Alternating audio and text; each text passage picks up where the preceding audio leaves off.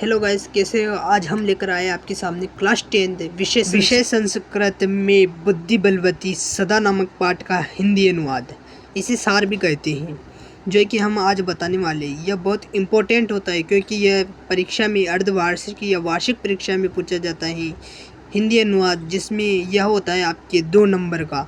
तो बिना समय गए हम शुरू करते हैं बुद्धि बलवती सदा पाठ का हिंदी सार। तो इसके बाद हम अथवा में भी दे रखा है विचित्र साक्षी पाठ हिंदी अनुवाद, तो ये भी बताने वाले हैं। तो शुरू करते हैं बुद्धि बलवती इसका हिंदी अनुवाद यह सार। तो चलो, बुद्धि बलवती सदा नामक पाठ मूलतः शुक्त सप्तति नामक कथा ग्रंथ से संकलित किया गया है। इस पाठ में वर्णित कथा के माध्यम से बुद्धिमती नामक महिला के बुद्धि कौशल को दर्शाया गया है। पाठानुसार देउल नामक गांव में राजसे नाम का एक राजपूत रहता था।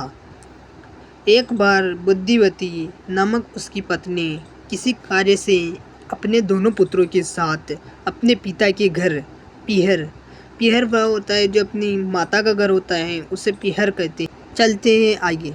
रास्ते में घना जंगल में उसे एक बाघ आता हुआ दिखाई दिया।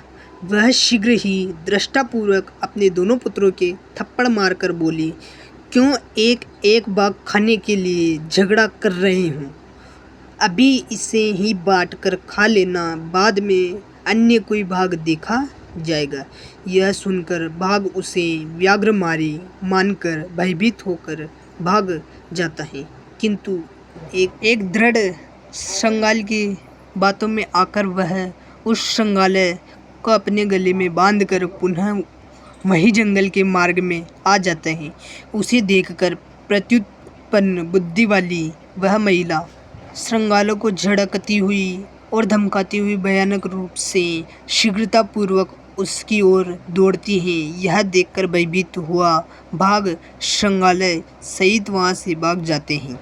इस प्रकार वह बुद्धिमती अपने बुद्धि कौशल से बाघ से उत्पन्न महान भय से मुक्त हो जाती है।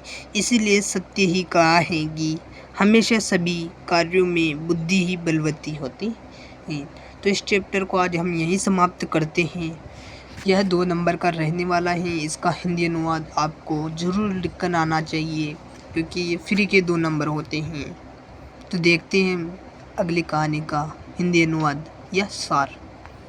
अगर आप हमारे वीडियो पर नए हो तो चैनल को सब्सक्राइब करें। तो चलते हैं इस पर। विचित्र साक्ष्य नामक पाठ में वितरित कथा के अनुसार एक निर्धन व्यक्ति एक बार अपने पुत्र से मिलने के लिए धनवाब के कारण पैदल ही चल पड़ा। रास्ते में समय वह पास में ही स्थित गांव में किसी गृहस्थी के घर में रुक गया। दुर्भाग्य से उसी रात को उस घर में कोई चोर अंदर घुस गया था। एक संदूक को लेकर चला गया। उसके पैरों की आवाज़ से वह अतिथि जाग गया और उसी चोर को पीछा करते हुए पकड़ लिया, किंतु वह चोर ही जोर से चिल्लाने लगा, यह चोर है, यह चोर है।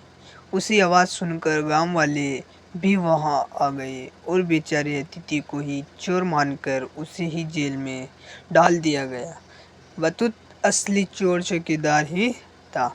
अगले दिन न्यायालय में उन दोनों को से न्यायाधीश ने संपूर्ण विवरण सुना।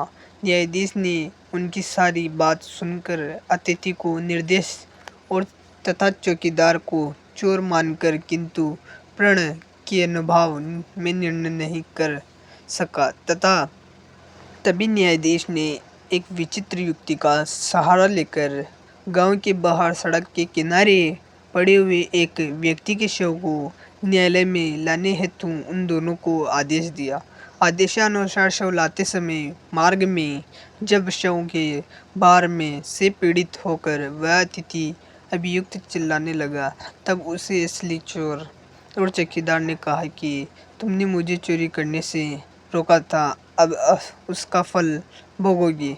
तुम्हें चोरी के आरोप में 3 वर्ष की सजा होगी। न्यायालय में शव लाने के बाद न्यायाधीश ने फिर से उन दोनों से घटना की विशेष में पूछा। जब चौकीदार अपना पक्ष प्रस्तुत करने लगा तभी उत्सव ने अपने दुपट्टे को हटाकर एक न्यायाधीश को प्रणाम करके मार्ग में चौकीदार द्वारा कही गई बातों को सुन लिया। न्यायाधीश ने चौकीदार का वारावास का दंड देकर उस व्यक्ति को संपूर्ण विस्तार मुक्त कर दिया। आप हमारे चैनल पर नए हो तो चैनल को सब्सक्राइब करें क्योंकि अगली वीडियो सुनने के लिए।